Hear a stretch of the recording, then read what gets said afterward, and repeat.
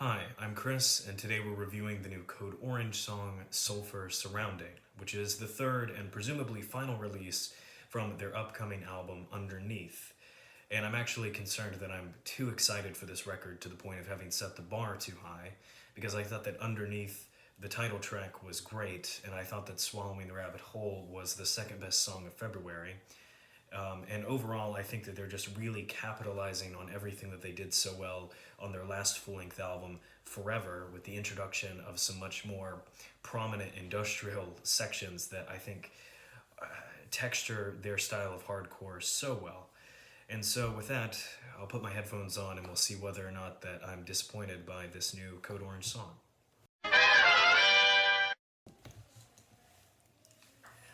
Okay.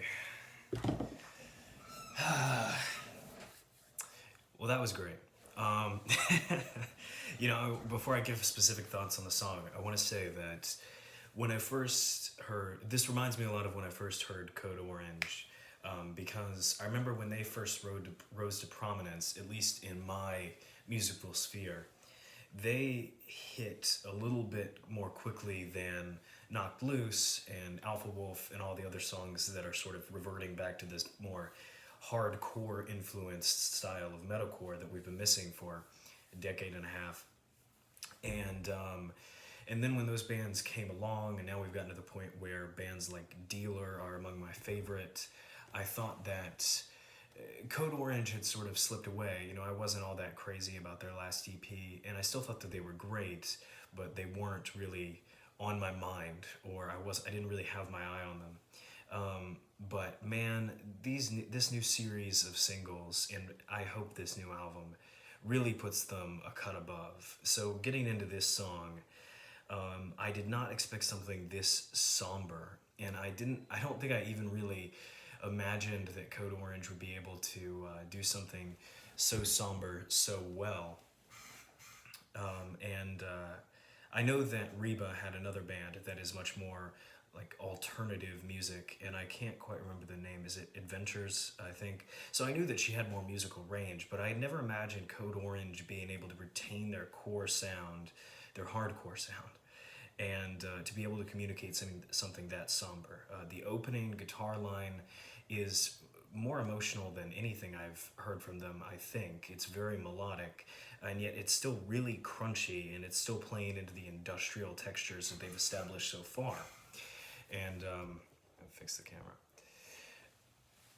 And then Reba and Jamie have excellent vocal chemistry on this song, not just with Jamie's screams, but when he does that very malevolent spoken word style delivery. It's an excellent counterpoint to the very passionate, tense but still clean vocals that Reba is doing, that I think are a definite improvement from the stuff she was doing on Forever and the stuff that I've heard from her other band. Not that she's ever been a bad vocalist, but there's something much more impactful about her vocals here, something much more emotional. And they had the reverby, clean electric guitar with harmonics thrown in that worked really well, stacked against all of the underlying hardcore and industrial textures. And when the hardcore bits do come in, they come in jolts. They don't just come washing over you in all this chaos like they did in the last single. And I thought that worked extremely well, given how somber and restrained this song is compared to some of the stuff that they've done on Forever and the last couple of singles, and even the last EP that they did. And I want to reiterate, because this is how I felt about Swallowing the Rabbit Hole as well, but it stands for both Reba and for Jamie on this track. These last series of singles they've been putting out has made me sort of change my stance a little bit on the vocal processing of screams and vocal processing in general. Typically, particularly with screams, as I've said before in other videos, I'm usually opposed to vocal processing. And with harsh vocals in general, I'm usually opposed to vocal processing because the distortion is already there, and I prefer just to hear the raw voice.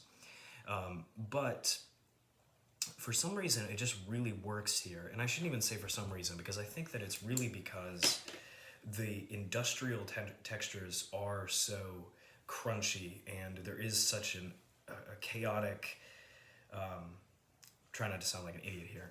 There is so much chaos just sort of at a tiny little undulating level. Like, you're not getting these walls of crashing noise over you like you get in the last song, but there is just something kind of static, like something crunchy at the edges of the production.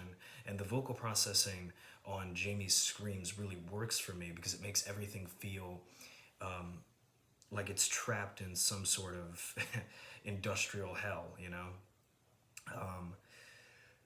So that was really excellent. I don't remember making any particular notes about the drumming pattern because I know that so much of that has now been relegated to the industrial elements that have been introduced. And at this point, I'm just trying not to say the word textures again. So I didn't think much about the actual drums that were happening. And I know that Jamie isn't drumming anymore, at least that's the impression that I've been getting. But I suppose that they were competent because nothing pissed me off either. There is a point in the middle during the second verse, I think, in which a bass line comes in that's really great, and it feels very raw and exposed. And overall, that was just such such a visceral experience, but in such a different way than Swallowing the Rabbit Whole, which attacked you. Whereas this one is, you just sort of sink into it. And wow, that was really good, because that managed to be just as good as Swallowing the Rabbit Whole while offering something that was sonically rather different from that. It wasn't just giving us another helping of this, chaotic, ungodly, shrill noise and chaos and hardcore energy. That was something very, very different. And I appreciated how the way that the somber tones created this sort of dreamlike effect in the music, because I know that with this video, as well as with the last one, they've been playing with this sort of like demented Alice in Wonderland sort of theme, swallowing the rabbit hole and so forth. And there's definitely some progression to these singles, because the last single, Swallowing the Rabbit Hole, felt like you were definitely falling into it, and this one feels like you're trapped. And so I really, really appreciate the order in which they've released these as well. Yeah, that was really great. If I were to put it on a 10-point scale, I think I'd give it a 9 out of 10. And I'm running kind of long because oh man, I just enjoyed that quite a bit.